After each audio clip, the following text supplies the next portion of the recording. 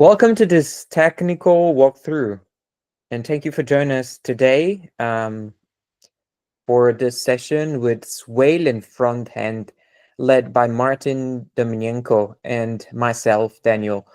Just FYI, this is the second part of their IOP. The first session, which just concluded, focused on smart contracts, while this one emphasizes the front end. As I just mentioned, we're thrilled to have Martin from the Swaylend technical team co-hosting the session.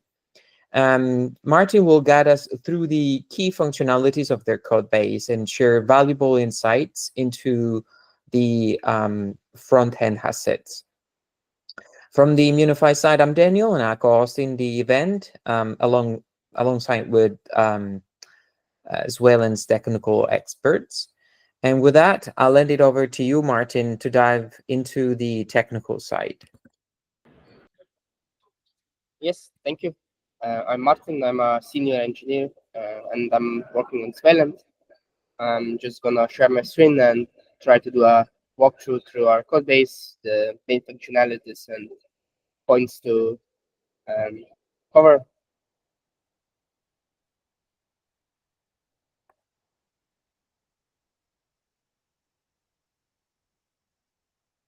I think you should be seeing my screen right now.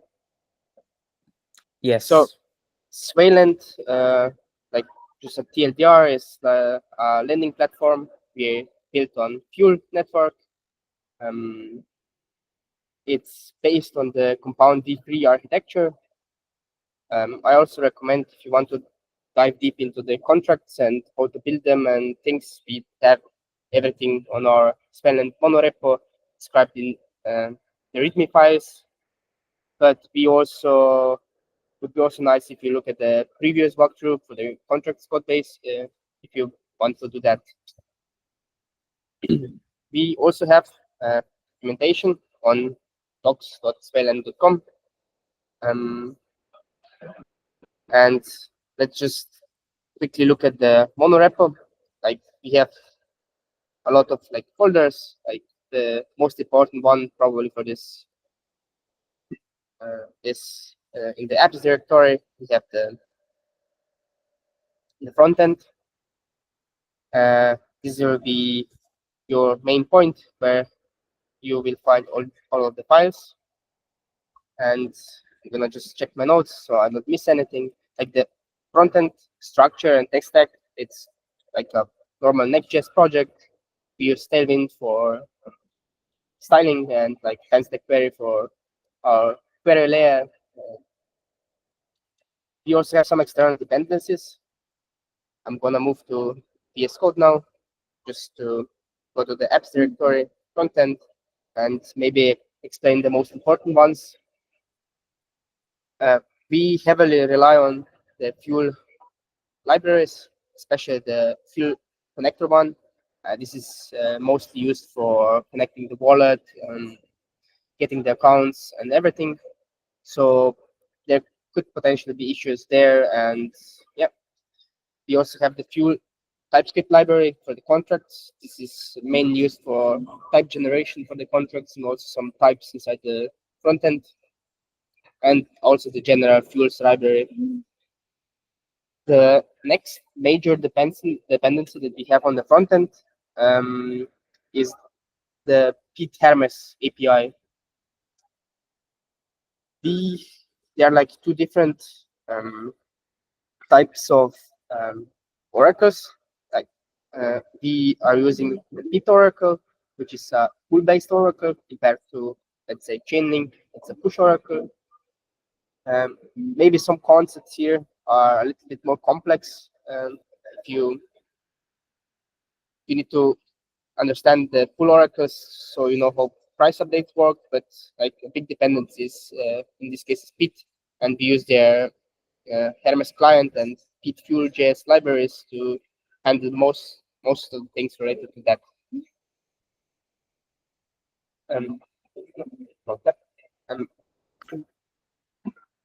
Now I'm gonna give you a short maybe overview of the mainnet and maybe click through tabs and stuff that you can see, so you have a more general picture before we dive into maybe the actual code and the project structure. Like in Swaylend, we have like this multiple tabs, like the borrow tab, where users can borrow the USDC, and they can supply collateral assets which are necessary to be able to borrow the base asset. We also have an earn tab where users can supply USDC, so other users can borrow it. This way, they also earn supply APY. We also have the markets tab, where we can see some historical data. We can also click here to go to a single market and get information about a specific market. Also some tabs to refer to bridges and supported swaps. Maybe I forgot to clarify, currently we support one market, that's USDC and fuel, and similar to like Compound, we could support multiple markets, which I will also show on testnet. We move to testnet now. Here I will also show you the functionality and how things work. I'm currently switching to testnet fuel. Here, refresh the page, just in case.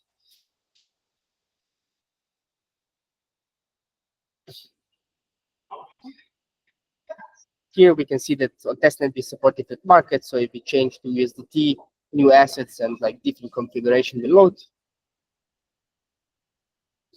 And let me just show how operations here work. You can, let's say, supply collateral assets, 0.3 easy it.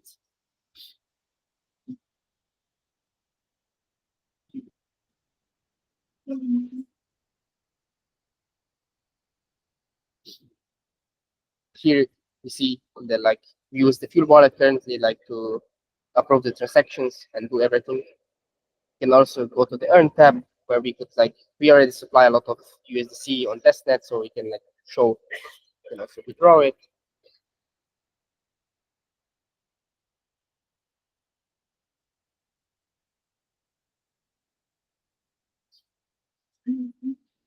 On Swaylend, because we use the fuel connectors, we support many different wallets. We support fuel wallet, fuelet, and also Baco Safe, which is multi-sig safe. It's contract based, and we also support EVM wallets, which use predicates. If like from my side, I recommend to test mostly with the fuel wallet or EVM based wallets. But just in case, read up on predicates and what they work behind the scenes, because the wallet shown in like MetaMask won't be the same as here, because predicates people are like on chain, so it's similar to smart accounts. So just in case, read about that. And on the tab, I also want to show something that could confuse people and developing.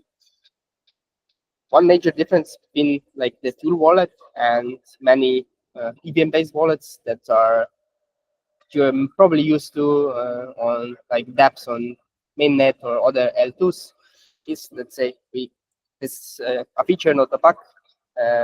Like if we connect only one account, let's say account one in this case, to the dApp, connect it, and if we try to switch to another account in our wallet, we need to wait 1 second to load. Let's say we change the account to. Normally in MetaMask and in other wallets, this would auto-connect it behind the scenes, but in this case not. So we need to disconnect first and connect the account that we want, or all of the accounts we want to switch to. Like this is the big picture of how Swaylend works on like the front-end side. And now I will also maybe go in more details into the actual code. To be more clear and to make it easier, I'm just gonna I switch to a VS Code where I only have opened the front end, not the whole monorepo, so it's not too confusing. For front end, like I said, we are using Next.js. Our setup is quite standard, nothing special. We have everything from code related is in the source directory. And we also use Next.js 14 app router. We didn't switch to version 15 yet because we didn't think it's stable enough. We have some like core and outer like layouts like routes. We have also some pages that are currently not used or only used on testnet, like the faucet. Like I forgot to show it. Jump back. We have this faucet. Because on testnet we can mint the assets. You need to be connected to mint the assets, so you can also test them. Now, maybe to clarify, on testnet you can mint assets because we use a smart contract to do that. But on mainnet we use native assets from Fuel. But the ones that we mint here on testnet are similar to the native ones. They use the SRC 20 standard, which one implementation can also be found in our monorepo.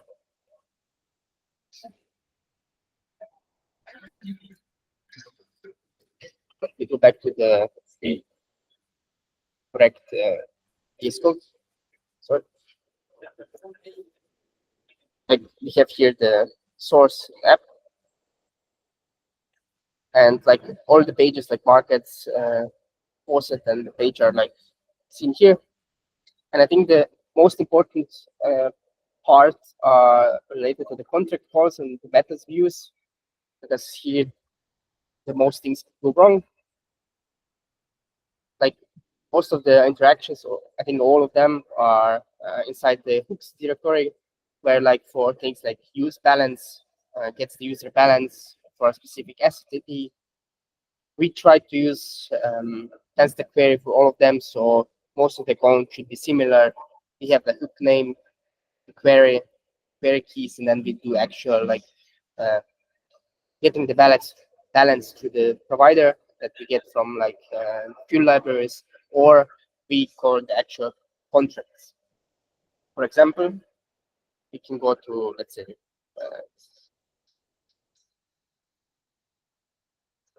to the, let's say, one, use user supply borrow. This one was like uses the market contract through the functions, gets the user supply and borrow information for a specific account. So how much the user is supplying or how much he's borrowing, as he can do either one or the other, but not both at the same time. And we also use mutations for interacting with the write methods of the contracts. For example, use borrow base. This one is used for borrowing the base asset. Similarly, we do market functions, we draw base. We also need to set call parameters, like let's say forwarding some amount of some specific asset.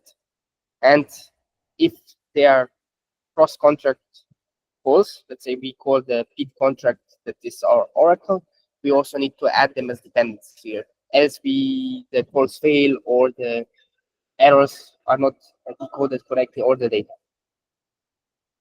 One thing to note here, and maybe could confuse people, is that we use PID as an oracle, but because it's not a push oracle like Chainlink, the prices are pushed by users instead of us. This means that on the front end, we have this use price hook, which fetches the prices, like the latest price updates, from the Hermes PID API client. The data that we receive is signed, so it can be verified on-chain. This is done by the PID contract, not by us, but we need to supply that data to be able to update the prices. We currently accept, we have like a specific time range for which the asset prices are valid, and the max age is currently set to 1 minute. So if prices are older, they won't work, but this function gets the latest prices and their price update data.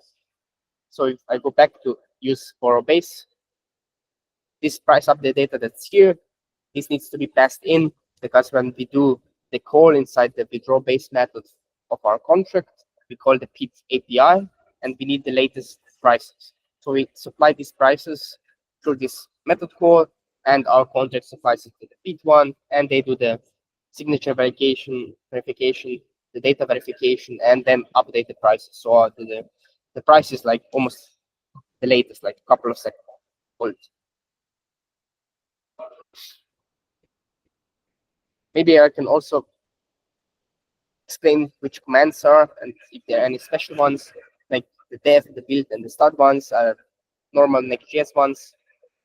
We also have generate types script.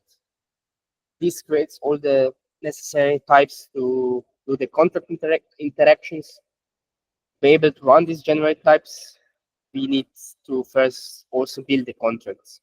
This can be done by running, we go to the terminal.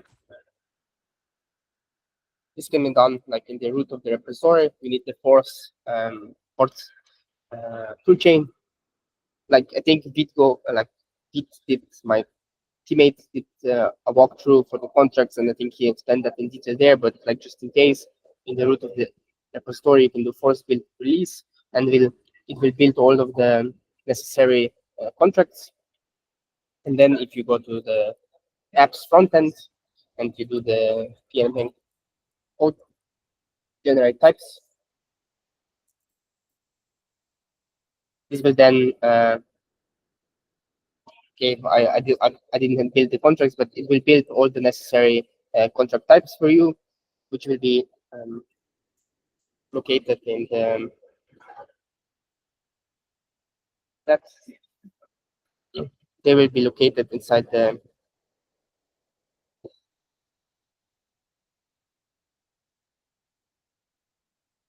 in the source contract types.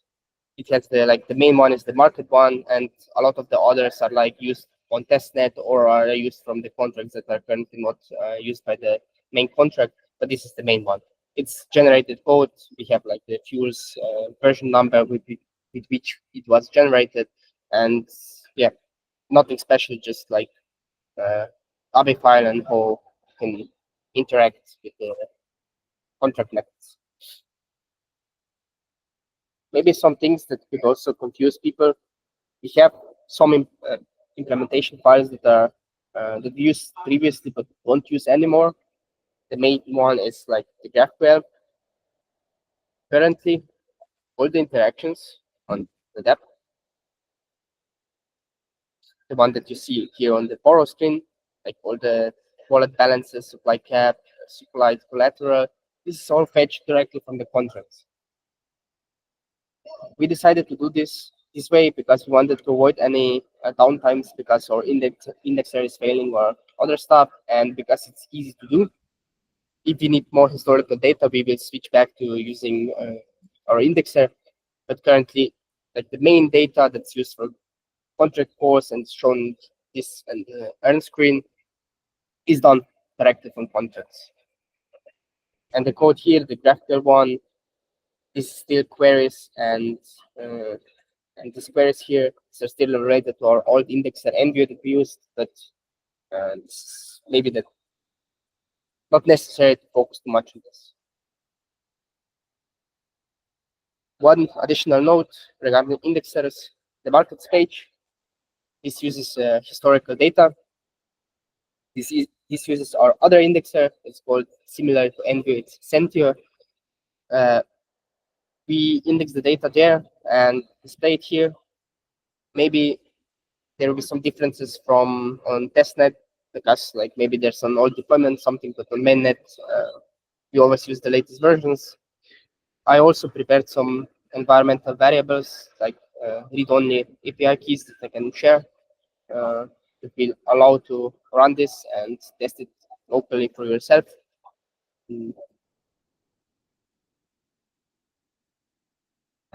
Some maybe extra things we have like this also config definition where we have like different environmental variables set up to always like know that it should work like for mainnet and testnet. Like most of the stuff here is just like read from the process.env. We split it up into server and client just so we don't make mistakes and like leak our private keys for Senti or other important things. And we have this like deployed markets and assets definitions. Like these assets for mainnet are read from the official like fuel generated assets lists, and the ones for testnet are the ones that we deployed. Like the big difference in these two configuration files, let me open both of them at the same time just to make it clear.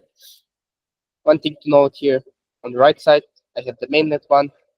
On the left side, I have the testnet one.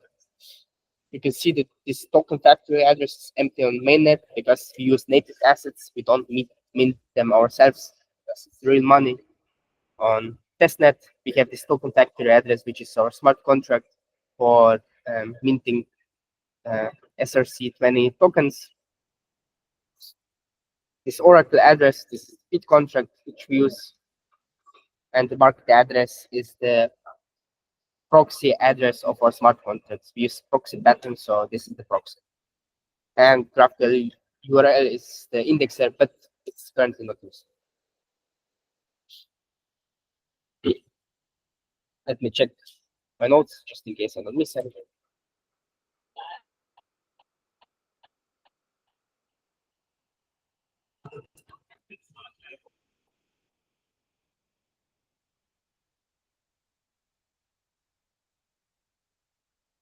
Okay, I can also show you how connecting with EVM wallets, like non-native wallets, works.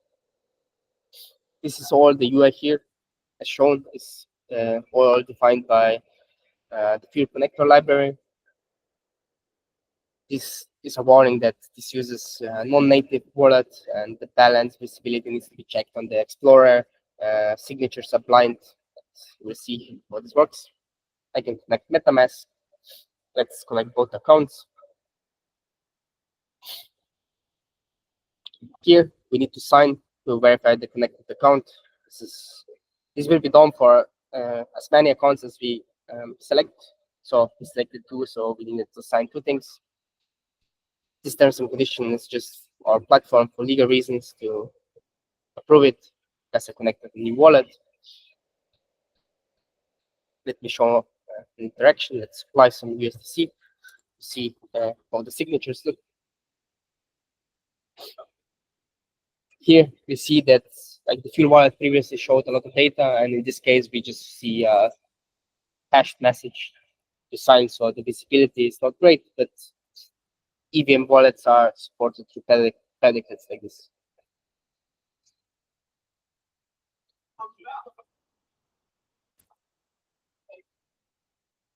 I also have here 2 environmental like env files, like for demo testnet and demo mainnet, that display all of the needed things. I will share this with in chat.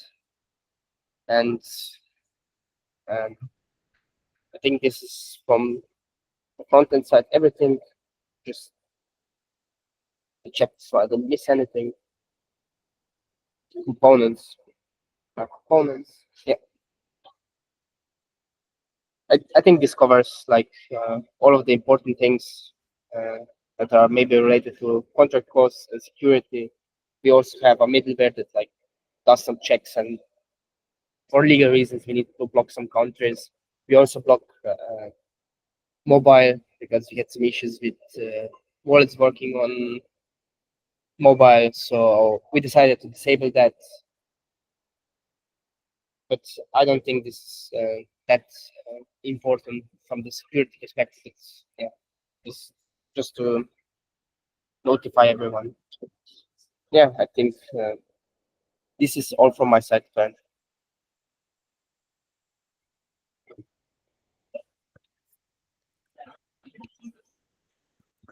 Thank you, Martin. Thank you very much for this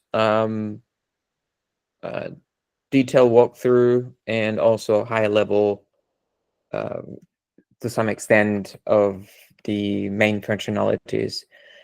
Now, to summarize and emphasize some key points that can help our security researchers effectively identify vulnerabilities, I'd like to ask you a few questions. Um, the first one is, what unexpected bugs have you encountered during past audits, if any, and how did they impact your security assumptions or threat model? Yeah, that is a great question. We had like since mainnet launch, we had two issues that impacted most of the users and that used our front end. Like here, we want to emphasize that both were like related to external parties, but still it impacted our users. Like the first one, that's probably out of scope, but still good to mention. This was also the biggest one. There were some issues related to cross-contract calls, that there was like a weird revert 1 to 3 error. Later, we found out there together with the fuel team that helped us debug this, that it was actually an issue in the Sway compiler. It was a very like small issue that impacted only us because we used like bit that has dynamic memory allocation, and not enough of memory was allocated there, so the memory corruption happened. But it was like fixed quickly. So, but it was hard to debug on the front end because the actual libraries gave only a revert 1 to 3 error, which doesn't clarify much. It just says the function selector isn't there, and it took us some time to actually verify that everything works, that the latest versions are generated, the types. But this was one of the major issues, and the other that was came after that, like was I think last week, we had use Pete Hermes API provider. We don't host it ourselves, and we had a problem that the API returned the price update data, so the actual prices of the assets, but the data was 7 minutes old. So even if the users had the data, they couldn't interact with our contracts because we check if it's older than 1 minute, we say outdated price error, and we didn't allow that because this can impact the users and it can harm the protocol. So this way we secure the protocol and the users. But this was also resolved because it was just a localized problem, and we quickly managed to fix that.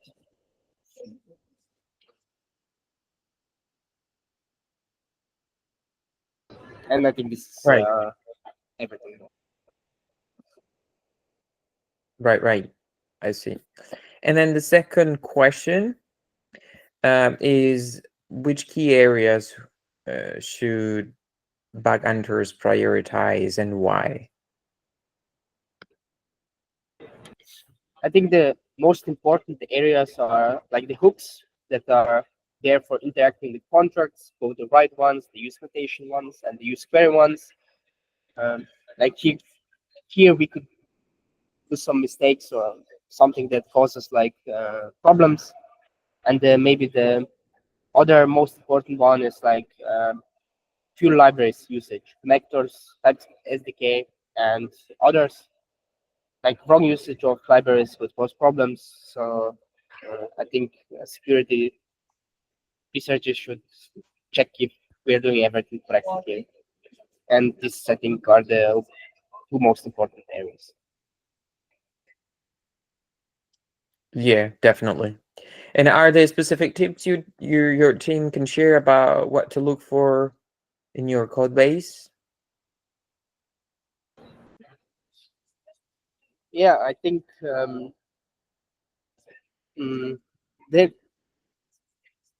security researchers can also focus on like similar to the previous question, like on potential security issues that arise from wrong usage of any external libraries. That can be fuel,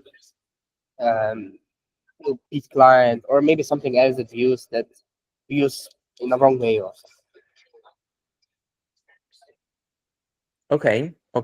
And what resources would you recommend for learning more about your project in Coinbase?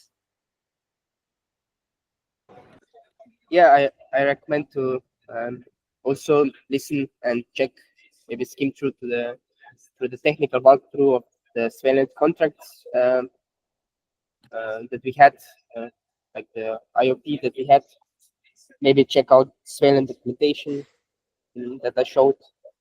And if you have any questions, like even if they're small ones, so just to ask in Discord, and me and the team will try to clarify as much as needed. Sure. There is a reason why we have a also a dedicated Discord channel. Can you explain the various access control roles within your protocol, if that applies? Yes, this is a good question, and I forgot to, like, when I was demoing it, I forgot to mention that uh, relevant for the front end, like the most important ones, we have normal users. What I mean with this, we have users that are not like admins, can't upgrade the contract, can't call the protected methods, but normal users are still categorized into, let's say, categories. Uh, the first one is borrowers, and the second one is suppliers. A user can be either one or the other, but not both at the same time. If a user borrows USDC, he can supply it at the same time. And vice versa. If he supplies USDC, he can borrow. And the other role is like the owner that has access to protected methods, and also to, because we use a proxy pattern, also to contract updates. And these are like the only two roles that we have, normal users and owner. But we only, the owner is like checkpoint chain. The normal user is just like what users are doing on the app. But it's still relevant for how we display the UI, like things that he can do and he can. Okay, okay. That's very good information indeed. And which areas of your code base do you anticipate will be the most challenging for security researcher, and where do you expect bugs to arise due to implementation complexity? Yes, that's a good question. Like the challenges, I think the most challenging part will be to first understand how full oracles work, especially like because we use Pit, which is a full oracle for price updates. I think researchers will need to check this out to understand how we use the P2 data then, and also in the method calls, and if there if there any see any problems related to that. And the next one would challenge would maybe be to understand both Swaylend lending protocol works in general.